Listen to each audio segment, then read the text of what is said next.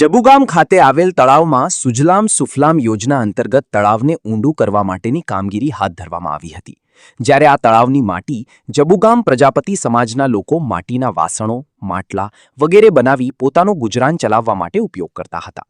પરંતુ જબુગામ ગ્રામ પંચાયત દ્વારા આ તળાવ ઊંડું કરવા માટે ઠરાવ કરવામાં આવ્યો, જેમાં પ્રજાપતિ સમાજ કાં તો ગામના લોકોને ભેગા કરી ગ્રામસભા પણ ભરવામાં આવી ન હતી। ફક્ત પંચાયત બોડી દ્વારા જ આ ઠરાવ કરવામાં આવ્યો હોવાના આક્ષેપો આજે લોકો દ્વારા કરવામાં આવી રહ્યા છે, જેને લઈ જબુગામ ખાતે ખાસ કરીને પ્રજાપતિ સમાજમાં ઉગ્ર રોષ જોવા મળ્યો છે।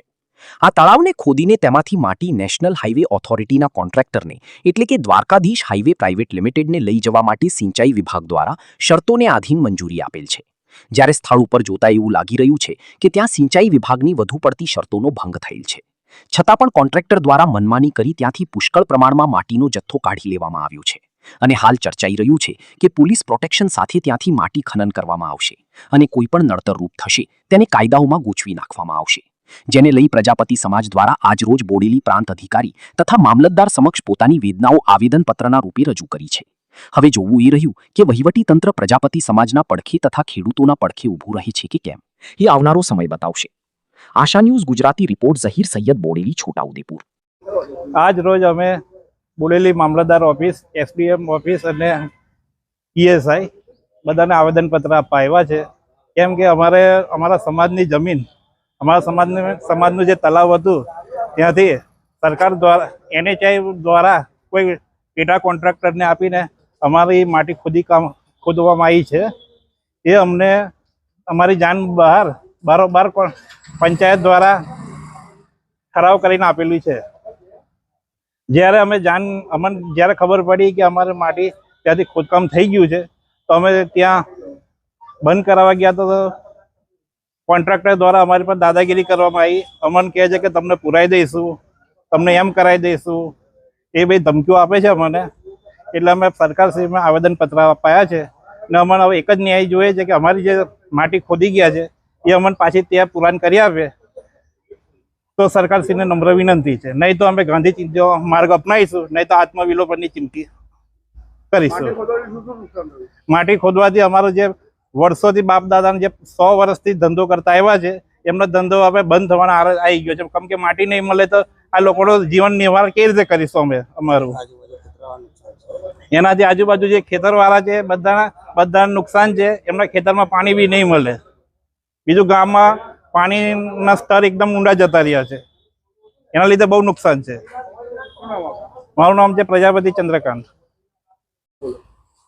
જબુગામ કુંભાર ફળિયામાં પ્રજાપતિ સમાજ જોડે અન્યાય થયો છે, બરાબર।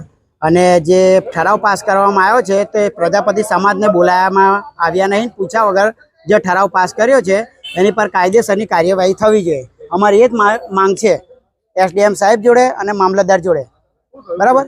અને પૂછ્યા વગર ઠરાવ પાસ કરીને રાતોરાત આગળ રાત દાડો ખનન ચાલુ છે અને જે આ જથ્થા કરતાં વધારે ખોદકામ કરેલું છે આ લોકોએ। ના સરકારી જે 25 ગામને જે રસ્તો છે એ નારું બી તોડી નાખેલું છે નીચેથી, અને એ સરકાર દ્વારા બી બંધ કરવામાં આવે એ બી અમારી માંગ છે।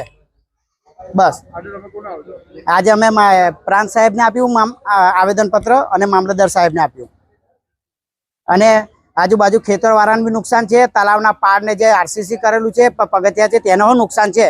તો એવો તો કેવો ઠરાવ પાસ કર્યો કે નુકસાન કરીને સરકારને નુકસાન કરીને તમે આ ખોદકામને મંજૂરી આપી છે, એ અમારે તપાસનો વિષય છે। એ સરકાર તંત્ર કરે તપાસ। અમારી માંગણી એવી છે કે જે માટી લઈ ગયા છે એ માટી આ બધા સમાજમાં જે માટી કરીને જીવે છે એમને 40 ઘર બેરોજગાર થઈ ગયા છે। અમારી એ માંગણી છે કે માટી અમને આપી આવે બીજી, અને આમની પર કાર્યવાહી થાય જે દોષી છે એમની પર, જે ઠરાવ કર્યો છે પૂછ્યા વગર, જે ગામ સભાએ નહીં ભરી અને અમને કોઈને ગામને બોલાવ્યા બી નહીં। પૂછો બોલાયા ભાઈ તમને કોઈને નહીં બોલાયા, બરાબર છે, કોઈને બોલાયા નહીં, ઠરાવ કર્યો છે તો એવું હોય છે કે અમારી જોડે હકપત્ર છે, બરાબર, 1994નું, તો અમારા હકપત્ર પર આ લોકો ઠરાવ કેવી રીતના પાસ કરે। સમાચારોના સતત અપડેટ મેળવવા માટે આશા ન્યૂઝ ગુજરાતીને YouTube પર સબસ્ક્રાઇબ કરો, બેલ આઇકન દબાવો અને અમારી સાથે જોડેલા રહો Facebook, Instagram અને Twitter પર।